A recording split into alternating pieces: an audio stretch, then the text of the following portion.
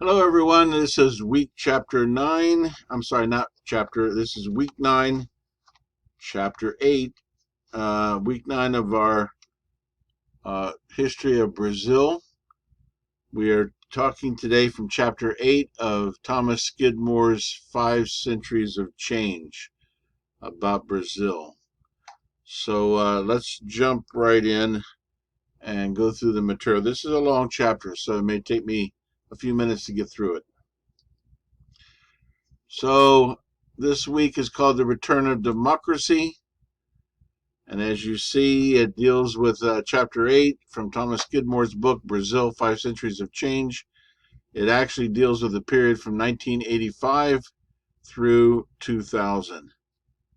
And we have an outline for today. Our outline will deal with unintended succession, the widening inequality, public health, the political spectrum, after Brazil returns to a democratic government from a military dictatorship, another example of a vice president having to take charge due to the loss of the chief executive, and that finally the policies of the Fernando Henrique Cardoso government at the end of the 1990s. So let's jump into this. So we had a rough start to democracy.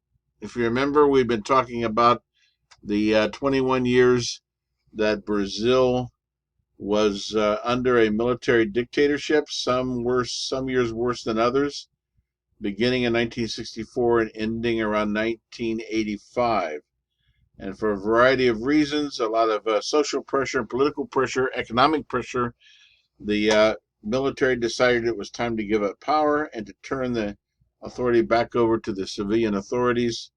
There was an election, and Tancredo Neves, a very well-respected and liked politician in Brazil, won the election against Paulo Maluf, who was considered to be very right-wing, and he was elected president in 1985. He became ill the night of his inauguration, and he died within 2 months. Another tragedy for Brazilian democracy. There were some suspicions and accusations that his medical care was botched by the doctors who were caring for him. We don't know if that's true or not. His vice president, José Sarney, was sworn in as president immediately upon Tancredo Neves' death. José Sarney was a nondescript politician, never very distinguished. Here's a picture showing the election results of the 1985 election. The green areas were the areas where Tancredo Neves won, and only two blue areas, two blue states, actually one state and one territory, Mato Grosso and Amapá, voted for Neves. For Maluf. So it was a pretty solid election for Tancredo Neves. Unfortunately, he got sick and died almost immediately. As usual, Brazil suffers from poor luck when it comes to politicians and politics. The Sarney presidency began he was an old-style politician, José Sarney. Politics meant little more than getting elected and dispensing patronage, the usual pork barrel politics. He faced two huge problems. One was rebuilding democracy after 2 decades of military rule, and the second problem was resolving yet another inflationary crisis. After the election, it was decided that it was necessary to create a new constitution for a new democracy. So Congress was elected, and in 1988, Congress served as a constituent assembly and began to draft a new constitution. They did this throughout the year of 1986. It took a year. Much of its content of the new constitution represented a victory for populist ideas against the principles advocated by the military government.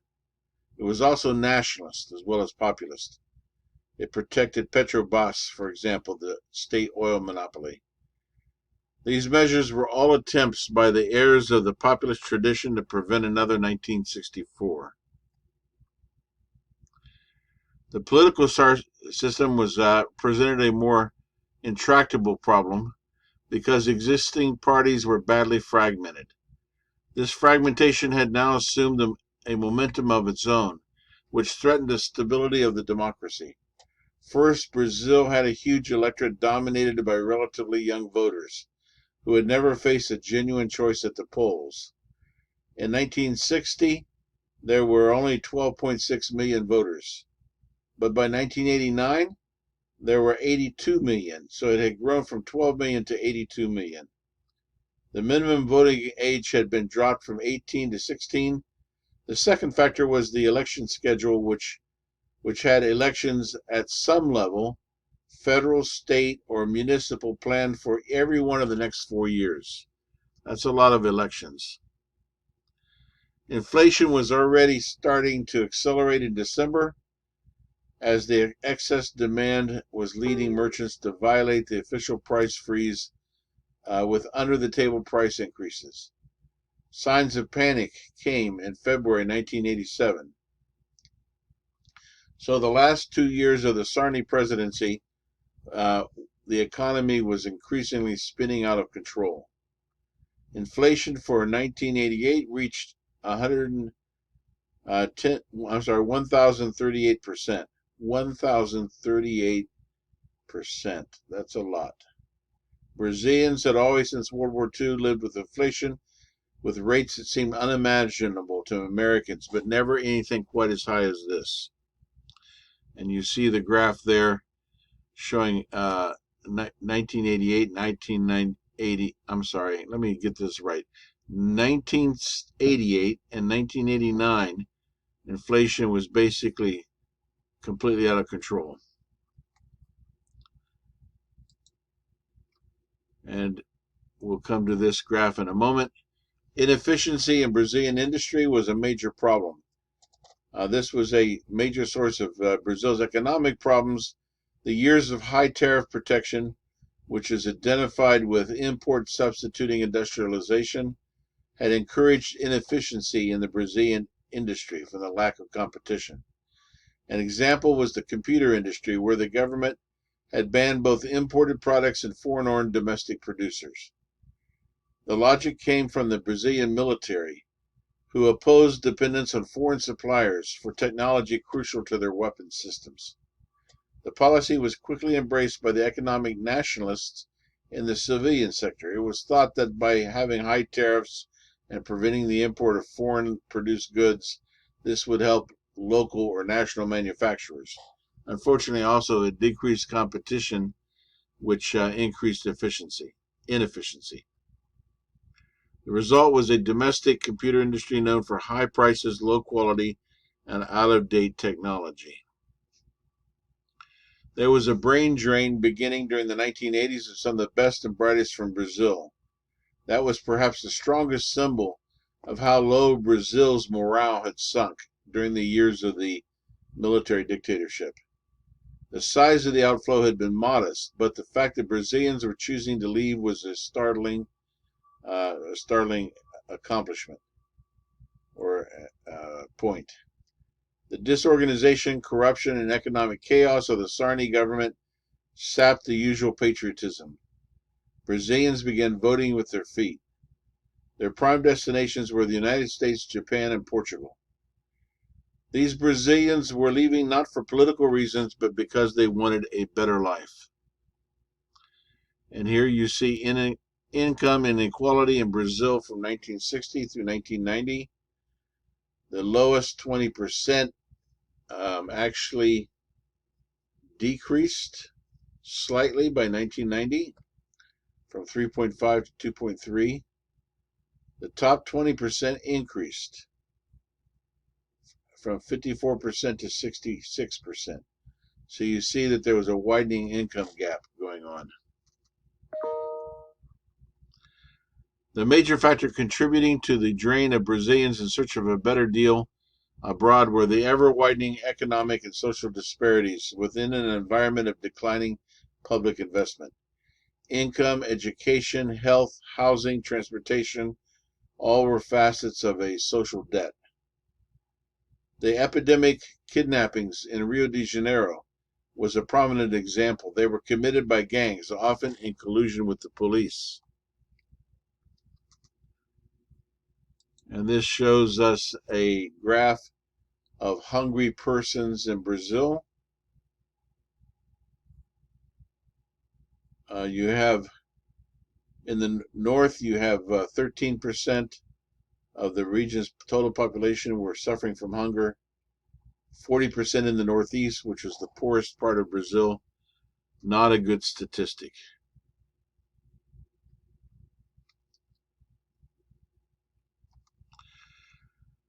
There was the doubtful honor of killing street children.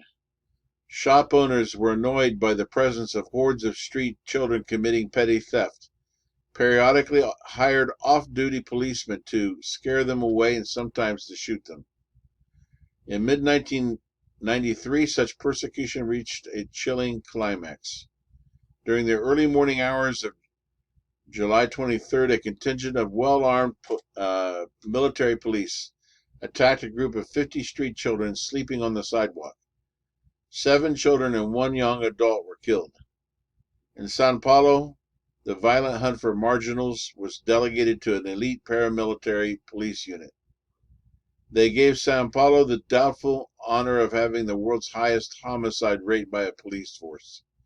I lived in Bogota, Colombia in the early 1990s, and something similar was happening in Bogota, where the news would cover that each morning as people woke up, there would be dead street children living in the streets. And here we have a representation of the 1993 massacre of the street children, painted in red where they fell.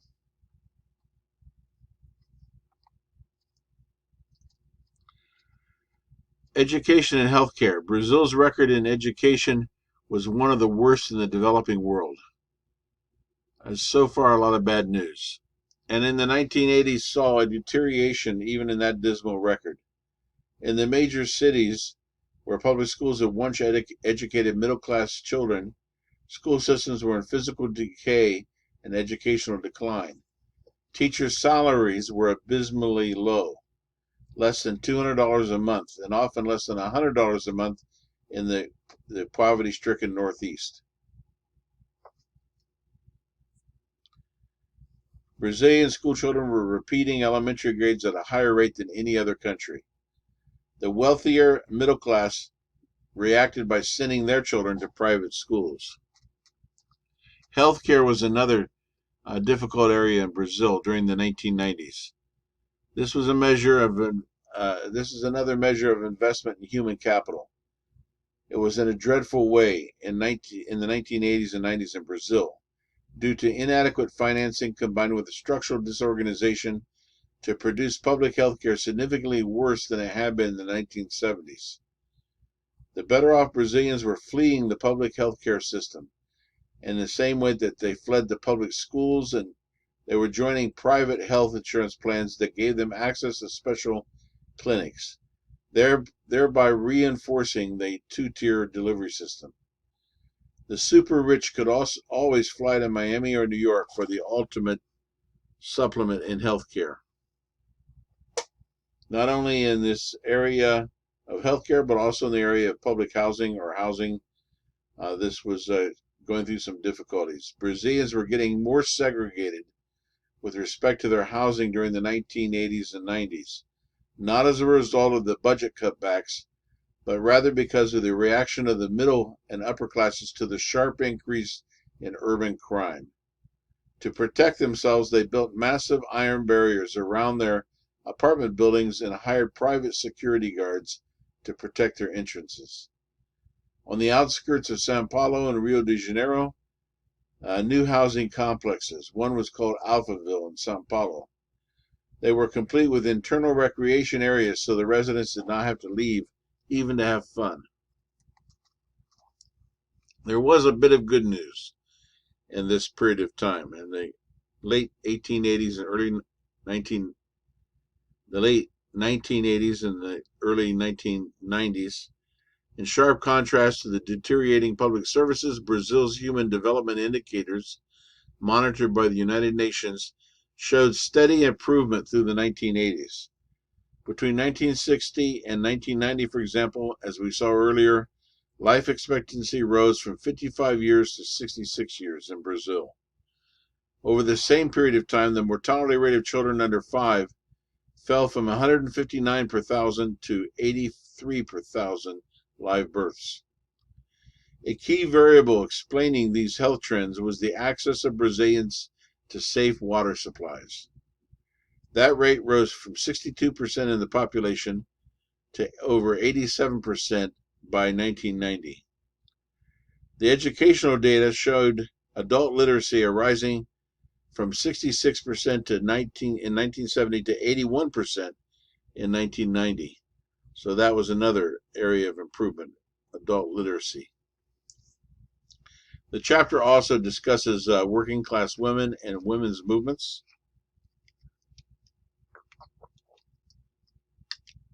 Brazilian women had always played a small role in Brazilian public life, even though they won the right to vote sooner than in France or in most Latin American countries.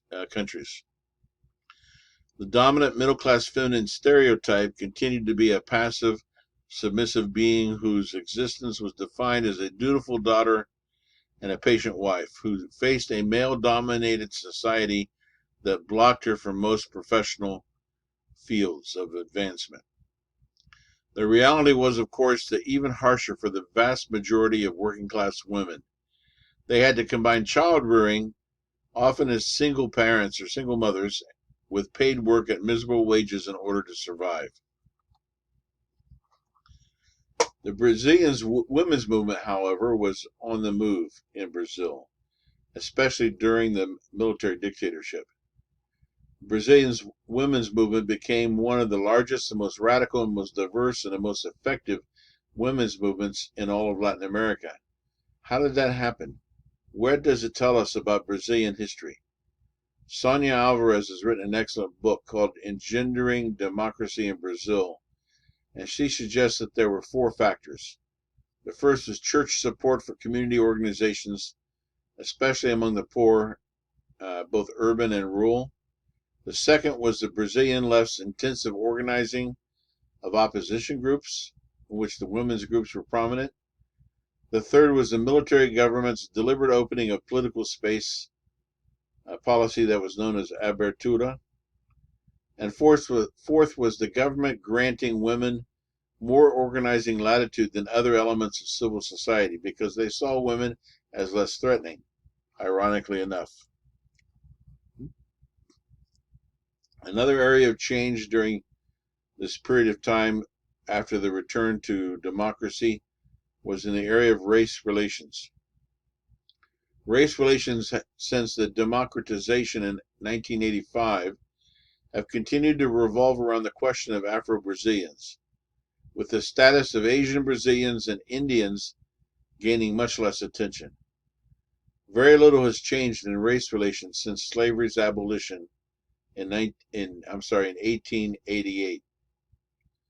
Brazil continues to be a multiracial rather than a biracial society, with a certain inherent ambiguity. The ambiguity, which dates back to the colonial era, is furnished by the mulatto, who supposedly, and by prevailing myth, enjoyed greater social mobility than blacks. So in Brazil you have whites, mulattoes, and blacks, whereas in the United States, by way of contrast, you tend to have black or white. And this allows for a certain bit of ambiguity. In 1991, Afro-Brazilians represented 44% of the population, yet positions of authority were dominated by whites. Congress, Foreign Office, church hierarchy, military police officials, and the prestigious professions such as law and medicine. Of the thousands of undergraduate and graduate students at the University of Sao Paulo, In the early 1990s, for example, there were less than a dozen Afro-Brazilian students. There were even fewer Afro-Brazilian faculty members, and this in a state with a 20% Afro-Brazilian population. These figures show you some of the dimensions of the problem. The record was somewhat better at the Federal University of Rio de Janeiro, where an affirmative action program in the 1980s had brought over 100 Afro-Brazilians into the student body. The dynamics of Brazilian race relations, which have proved remarkably stable because all the actors, blacks and mulattoes as well as whites, have believed in key elements of what might be called the myth of racial democracy. What is the myth of racial democracy? In general, the myth of racial democracy sees Brazil as having racial harmony and the absence of racial conflict among blacks, whites, and mulattoes. The first element in this belief is that race is only a secondary variable in determining life chances. Such things as class and economics would be the primary dominant variables. Second, Brazilians know that the patrimonial system militates against any mobilization from the bottom up. Third, anyone trying to organize Afro-Brazilian faces a problem unique to Brazil, the almost complete lack of non-white solidarity. Mulattoes, for example, have proven notoriously difficult to recruit for any racially oriented political project because they tend to see themselves as completely separate from the black community. In this respect, they have implicitly accepted the myth of the mulatto escape hatch. Let's talk for a moment about contemporary culture from 1985 to 2000. We've seen in the preceding chapter how cultural life reacted to the military government. The period after democratization in 1985 proved to be culturally barren. The intense mobilization of the late 1970s and the early 1980s seemed to have drained down the energies of Brazil's artistic minority. In 1988, a leading novelist, Ignacio de Loyola Brandão, proclaimed there is a crisis of creativity affecting the older writers who are producing nothing and which is blocking the young. So the author of this book, Thomas Skidmore, hazards a theory that the Brazilian reader had turned inward, away from the confusion and tension of contemporary politics and endless social problems. It would be interesting to see if something similar to that happens in the United States in the next few years. In the political spectrum, there was a number of major changes in the left-right politics of Brazil. With the return to democracy, all parts of the political spectrum, left, right, and center, turned out to have changed during the military regime. The traditional left had been shattered by the intense repression 1968 through 1974. The left's most important point of reference had traditionally been the Brazilian Communist Party, the PCB. But as we've seen, the Communist Party adopted a cautious strategy in the radicalized climate. And a number of the other parties, as the book goes through them one by one, were destroyed or diminished during the period of the military dictatorship. The newest party, however, on the left, after redemocratization, was the Partido dos Trabalhadores, the Workers' Party, or otherwise known as the PT. Born in the labor union activism of the late 1970s, it had become a genuine national party through the dedicated grassroots organizing across the country. Its greatest strength did not lie among industrial workers, however, despite its name. Its largest numbers were drawn from government workers, teachers, middle-class professionals. Catholic activists were very important organizing members. They were dedicated to attacking directly Brazil's huge social problems in both the city and the countryside.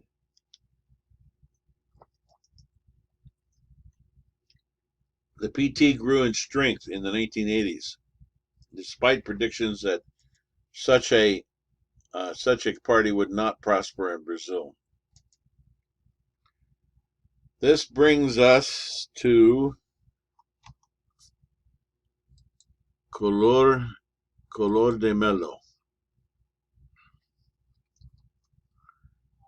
who was elected president, I believe, in 1991. Fernando Collor de Mello, he was virtually unknown nationally in Brazil until early in 1989, when he began a television blitz to win the presidential nomination. He was young, athletic, handsome, highly telegenic. There was a political confrontation between Lula and Collor, which took a more ideological turn, as Collor tried to frighten voters by calling Lula a dangerous radical who would expropriate their property. This is Luis Inácio Lula da Silva, who we're going to be talking about a lot more next week. This tactic proved very effective in Sao Paulo. The PT predicted correctly, as it turned out, that Collor, if elected, would run an unscrupulous government that would be disastrous for Brazil. Lula, by the way, was the PT candidate, defeated by Collor de Mello. Unfortunately for the president, however, his economic program, like so many before it, was falling apart. By early 1992, Collor's unwillingness to negotiate had left him without any means of mobilizing political support. The Chamber of Deputies voted overwhelmingly 441 to 38 to impeach the president on September 29, 1992. The Senate went on to confirm that impeachment and convict him, but only hours before the Senate voted, Collor resigned, hoping to escape the final stage of legislative condemnation. Oops, there goes another one. And so once again, we have a vice president ascending to the presidency. Has happened several times in Brazilian history. And this is, hold on a second.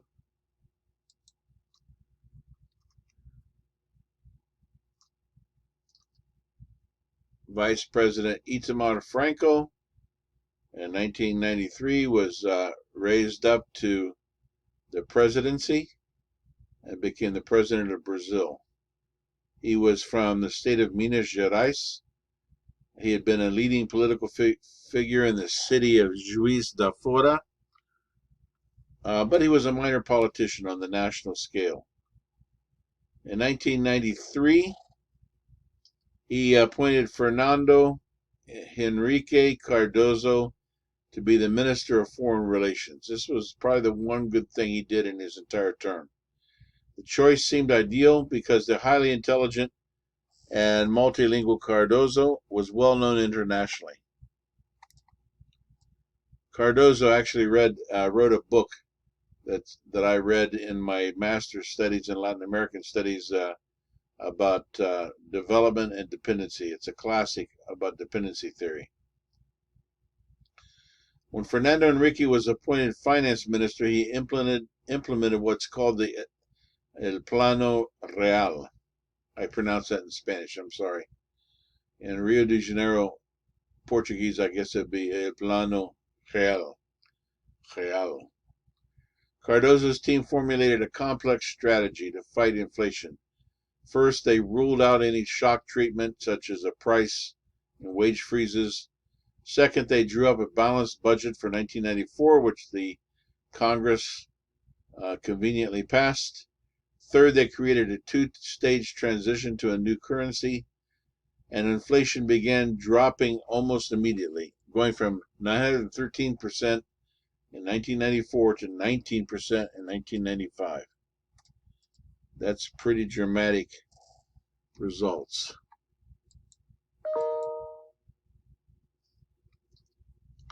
So here you see the rate of inflation becoming quite worrisome in 1993. It actually shows it here is over 2,000%. That's hard to even get your mind around. And in 1994, it drops to 900%. 1995, it drops to 22%. And by 1997, it had dropped to 4%. So this was a spectacularly successful plan devised by Fernando Henrique Cardoso. Some of the reasons for the success of the plan was that it was intelligently conceived and implemented. It was helped by the high level of foreign exchange reserves, which the Cardoso team inherited. Such ample foreign exchange gave Brazil a cushion as it cut tariffs. Though there was a large agricultural harvest in 1994, which kept food prices down, another piece of luck. There was also good luck on the political side. Most of the Brazilian public turned out to really want an end to volatile inflation. The election for Franco's successor was set for November 1994. Obviously, Cardoso, with his fabulously successful economic plan, was considered to be a possible candidate. And of course, the perennial candidate of the PT, Luis Inácio Lula da Silva, was also going to run on behalf of the PT. The campaign ended up dominated by the apparent success of the Plano Real, although it had not started out that way. In the early months of 1994, Lula, who was once again the PT candidate, enjoyed a huge lead at the polls, enticing his supporters to believe that they were going to avenge Lula's defeat in 1989 at the hands of Collor. Unfortunately, the PT had attacked the Plano Real and had not been supportive of it, and yet it turned out to be fantastically successful, which did not reflect well on the PT. Cardoso did finally decide to enter the race in March. The plan provided a rapid and continuing success, and Lula's poll numbers began to drop. Fernando Henrique Cardoso was elected president with an absolute majority of 54% of the valid votes on the first round, something that was very unusual in Brazilian history. By the second round in November, which was restricted to runoffs for the post for which no candidate had received an absolute majority, Fernando Henrique's party's triumph became even broader as their candidates won governorships in key states of São Paulo, Minas Gerais, and Rio de Janeiro.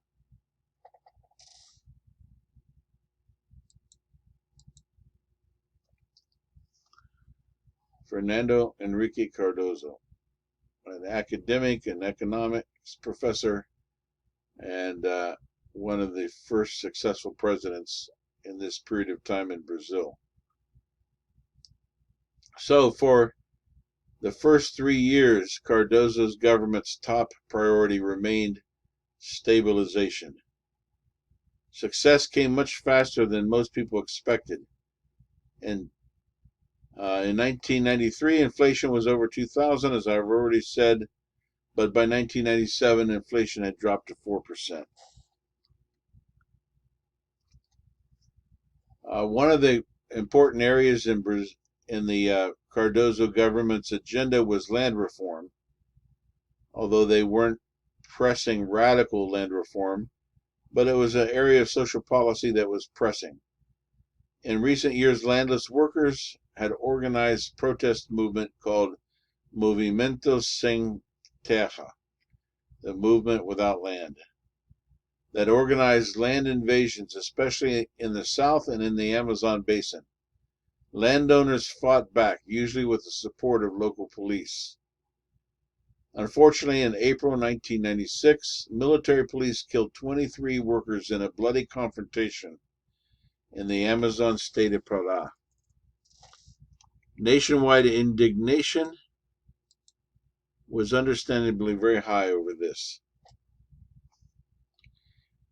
It forced the Cardoso government to begin a complete investigation and to begin to undertake some degree of agrarian reform. By mid-1998, INCRA, the land reform agency, had made a record-breaking distributions of government-controlled land. In Cardoso's second term, agrarian reform was one area of social policy. I've already read that. Let me drop down a paragraph. Perhaps because Cardoso realized how limited his accomplishments would necessarily be by the end of his first term, he decided to try to seek a second term. In 1999, he chose the unexpected course of bidding for another term, which required a constitutional amendment. So he persuaded the Congress to change the Constitution, something which required a two-thirds vote of the Congress.